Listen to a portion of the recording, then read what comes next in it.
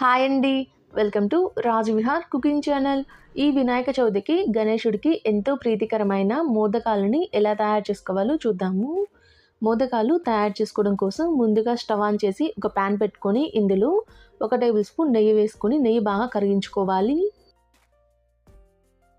ఇలా నెయ్యి కరిగిన తర్వాత ఇందులో తురుముకున్న బెల్లాన్ని 1 కప్పు వేసుకుంటున్నాను. ఇలా వేసుకొని ఇందులోని మనం ఏ కప్పుతో అయితే బెల్లం తీసుకున్నామో అదే కప్పుతోటి గ్రైండ్ చేసుకున్న పచ్చి కొబ్బరిని 1 కప్పు వేసుకుంటున్నాను. ఇలా వేసుకొని మొత్తాన్ని కలుపుతూ బెల్లం బాగా కరిగేంత వరకు కరిగించుకోవాలి.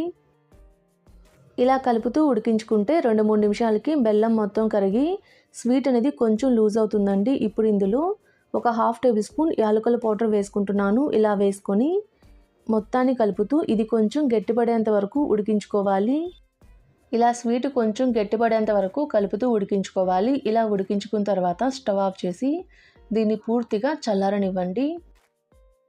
ఇప్పుడు స్టవ్ ఆన్ చేసి ఒక ప్యాన్ పెట్టుకొని ఇందులో 1 కప్పు నీళ్లు పోసుకుంటున్నాను. ఇందులోని ఒక 1/2 table spoon salt, 1 table spoon బెల్లం వేసుకుంటున్నాను. ఇలా కలుపుతూ బెల్లం మొత్తం కరిగి నీళ్లు ఒక పొంగు వచ్చేంత వరకు ఉడికించుకోవాలి.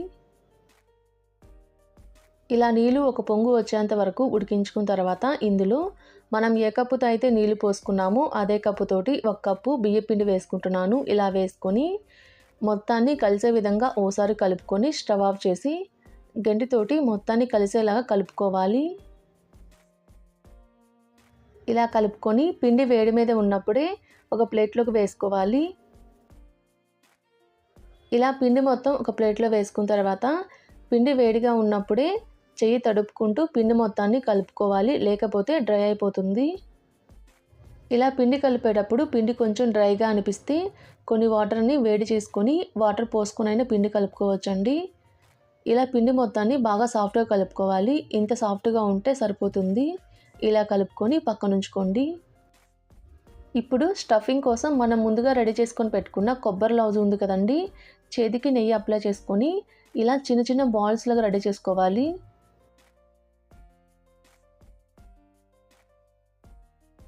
ఇదే విధంగా మిగిలిన వాటిని కూడా రెడీ చేసుకొని పక్కనుంచుకోండి. ఇప్పుడు మనం ముందుగా రెడీ చేసుకొని పెట్టుకున్న పిండిలో నుంచి కొంచెం పిండిని తీసుకొని ఇలా రౌండ్గా చేసుకొని చేతి మీద ఈ విధంగా ఒత్తుకోవాలి.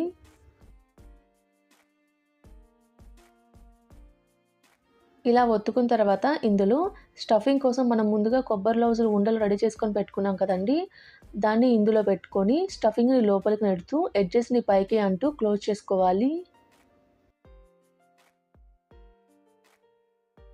ఇలా రెడీ చేసుకున్న తర్వాత స్పూన్తో కానీ నైఫ్తో కానీ ఈ విధంగా ఘాట్లు పెట్టుకోవాలండి. ఇలా ఘాట్లు పెట్టుకుంటే మోదకం అయితే రెడీ అయిపోతుందండి. ఇదే విధంగా మిగిలిన మోదకాలను కూడా రెడీ చేసుకోవాలి. ఇప్పుడు ఏదైనా ఒక చిల్లులు ప్లేట్ తీసుకొని దీనికి నెయ్యి అప్లై చేసుకోవాలి.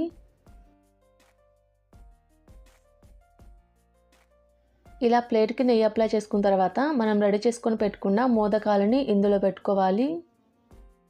ఇప్పుడు స్టవ్ ఆన్ చేసి ఒక ఇడ్లీ పాత్రలో 1 గ్లాస్ నీళ్ళు పోసుకొని స్టవ్ మీద పెట్టుకుంటున్నాను. ఇందులో మనం రెడీ చేసుకొని పెట్టుకున్న మోదకాలు ప్లేట్ పెట్టుకొని దీని మీద మూత పెట్టి ఒక 15 నిమిషాల పాటు మీడియం టు హై ఫ్లేమ్ మీద ఉడికించుకోవాలి. ఇలా ఒక 15 నిమిషాల పాటు ఉడికించుకుంటే బాగా ఉడుకుంటాయండి. ఇప్పుడు ఈ ప్లేట్ని పక్కకు తీసుకొని ఒక సర్వింగ్ ప్లేట్లోకి సర్వ్ చేసుకుంటే ఎంతో టేస్టీగా ఉండే మోదకాలు అయితే రెడీ అయిపోతాయండి.